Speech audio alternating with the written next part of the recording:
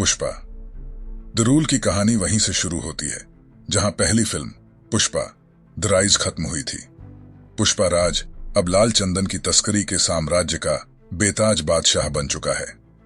पहली फिल्म में उसने अपने दुश्मनों को हराया और यह साबित किया कि वह न केवल साहसी है बल्कि रणनीति में भी माहिर है। अब उसका नाम केवल जंगलों तक ही सीमित नहीं है, पूरे राज्य में उसका खौफ है। लेकिन जैसे जैसे उसकी ताकत बढ़ती है, उसके दुश्मनों की संख्या भी बढ़ती जाती है। फिल्म की शुरुआत पुष्पा के साम्राज्य की ताकत और उसके नए दुश्मनों को स्थापित करने से होती है।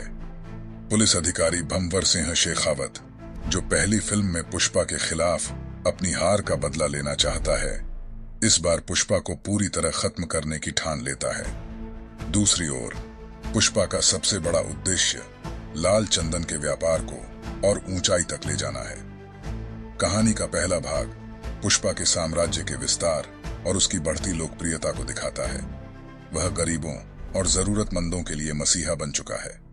लोग उसे प्यार करते हैं, लेकिन उसका यह बढ़ता रुतबा कुछ लोगों को खटकता है।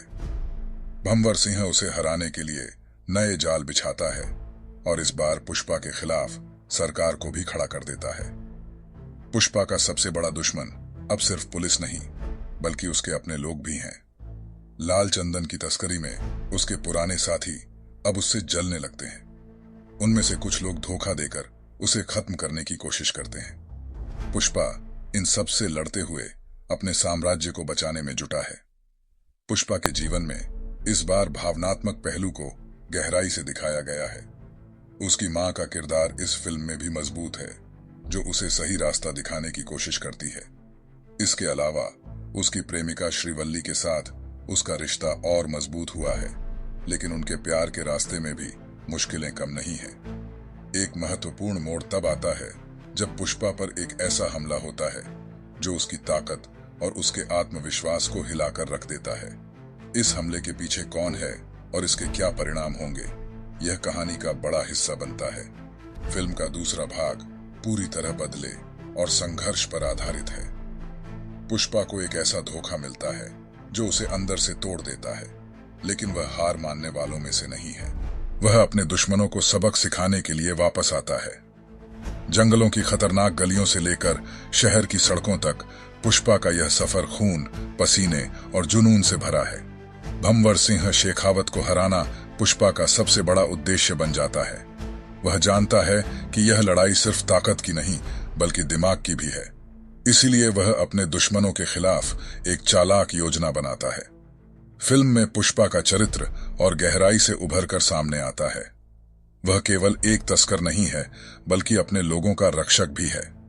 जब उसके गांव के लोगों पर हमला होता है तो वह उन्हें बचाने के लिए अपनी जान की बाजी लगा देता है। यह हिस्सा दर्शाता है कि पुष्पा का असली उद्देश्य सिर्फ पैसा कमाना नहीं बल्कि अपने लोगों की सुरक्षा करना है। फिल्म का क्लाइमैक्स धमाकेदार है। इसमें पुष्पा और भंवर सिंह के बीच की आखिरी लड़ाई को बेहद रोमांचक तरीके से दिखाया गया है। जंगल की आग से लेकर बारिश में होने वाले एक्शन सीक्वेंस तक हर सीन आपको अपनी सीट से बांधे रखता है। आखिरकार पुष्पा यह साबित करता है कि ताकत और जुनून से बड़ी कोई चीज नहीं होती। वह अपने दुश्मनों को हराकर अपने साम्राज्य को बचाने में सफल होता है, लेकिन इस लड़ाई में उसे कई कुर्बानियां देनी पड़ती हैं। पुष्पा 2 केवल एक एक्शन फिल्म नहीं है।